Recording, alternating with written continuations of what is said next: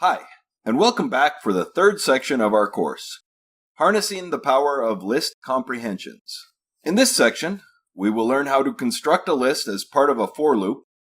We'll then learn how to convert that into a list comprehension and create the list in place in a functional programming way. And we will learn how to use list comprehensions in order to filter out data according to criteria that we have defined. In this, our first video of the section, Introduction to Lists and For Loops, we will learn how to use for loops to create lists and dictionaries and sets. In this video, we will learn how to initialize an empty list, set, or dictionary.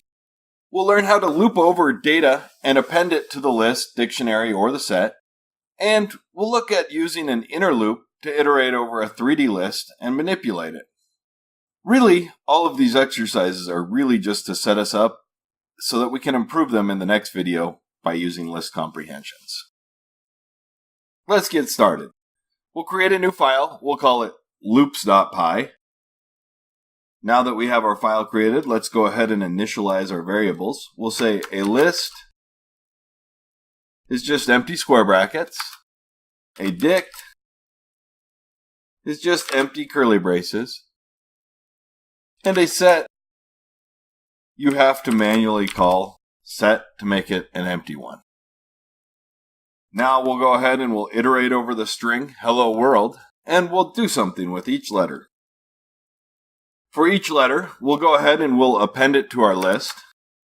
We'll add it to our, and for our dictionary, what we'll do is we'll make the dictionary map each letter, a dict, and we'll map each letter to its current position in the string, which maps up with the length of a list. So we'll just say len a list.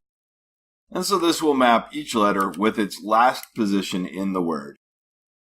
Now at the end when we print it, we'll print list, and we'll print our set,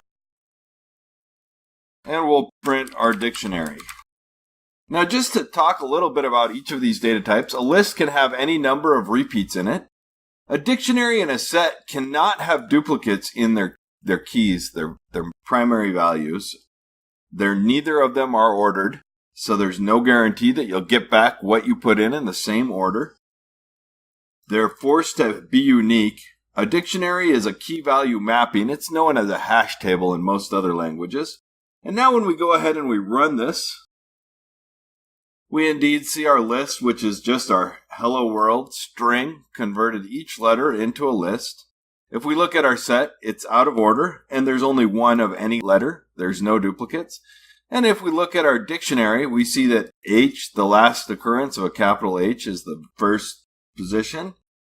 The last position of an E is the second position. The last position of an L is the 10th position, and so on. You can see that each letter is only represented one time in the dictionary. We could combine a list with it to save all our positions, but really for now, that'll suffice. Now, if we wanted to iterate over a 2D list, so we could say for letter in hello, and for letter 2 in world, it's going to be easiest to we'll just append it to a list 2. And we'll have pairs or tuples of letter and letter 2. And we should get something that looks like combinatorics, mapping each letter in this to all of the letters in our second string.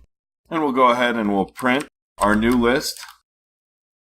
And we should see a whole bunch of two-letter combinations. Basically every single combination of H to W, H to O, H to R, H to L, H to D, E to W, so on and so forth. All of our combinations.